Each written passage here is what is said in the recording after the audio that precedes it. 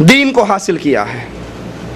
یہ شیخ کی جوتیوں کا طفیل ہے, یہ شیخ کی جوتیاں سیدھی کرنے کا فضل ہے کہ مجھے بھی دین آ گیا ہے.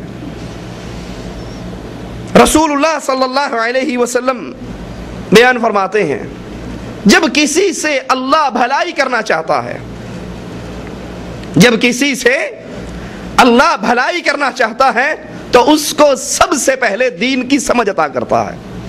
کسی کی جوتیوں کے طفیل, کسی کی خاک چھاننے کے طفیل کبھی اللہ کا دین نہیں ملا کرتا.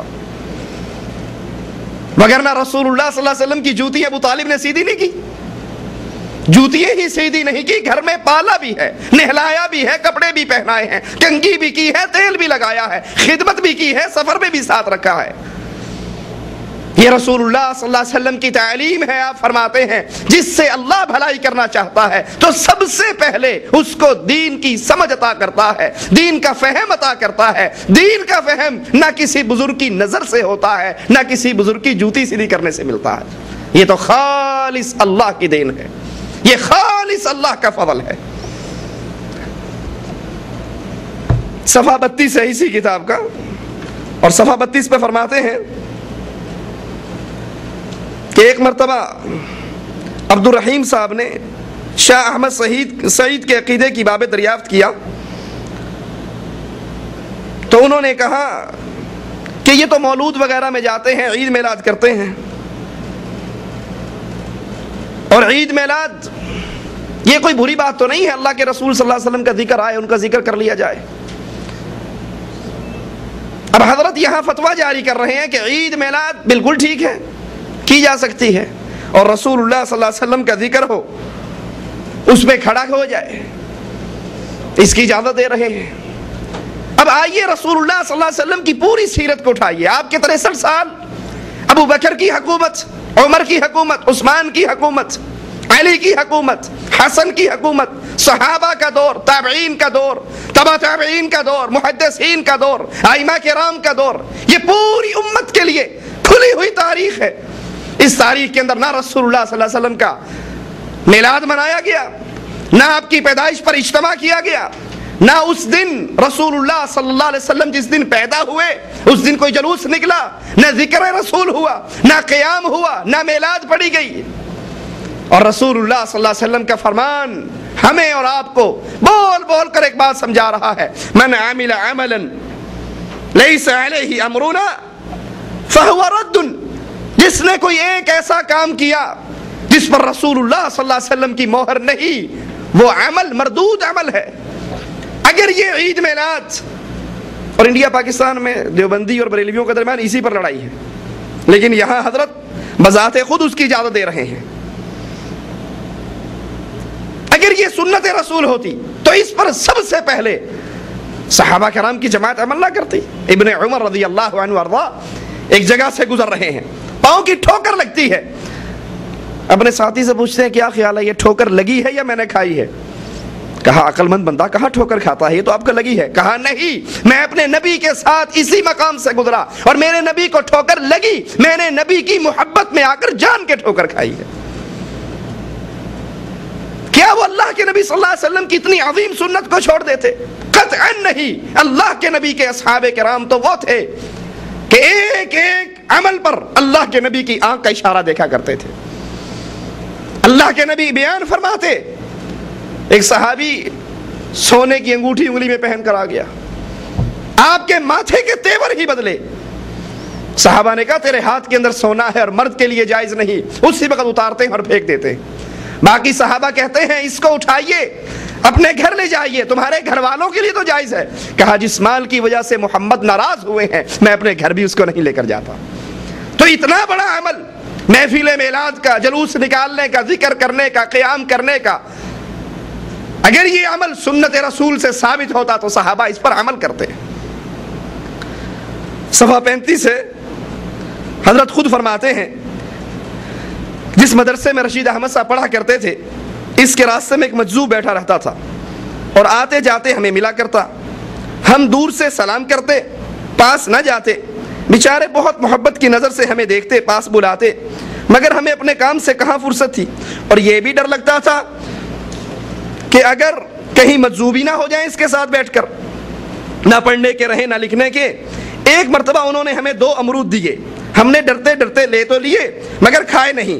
انہوں نے کئی مرتبہ کہا کہ بچے وہ تو نے کھا لیے، ہم نے ہاتھ میں دبائے اور چل دیے، گھر آ کر طاق میں چھپا دیے۔ ان میں سے ایک امرود ایک شخص نے اٹھایا اور اس کو کھا لیا، وہ کھاتے ہی مجذوب ہو گیا۔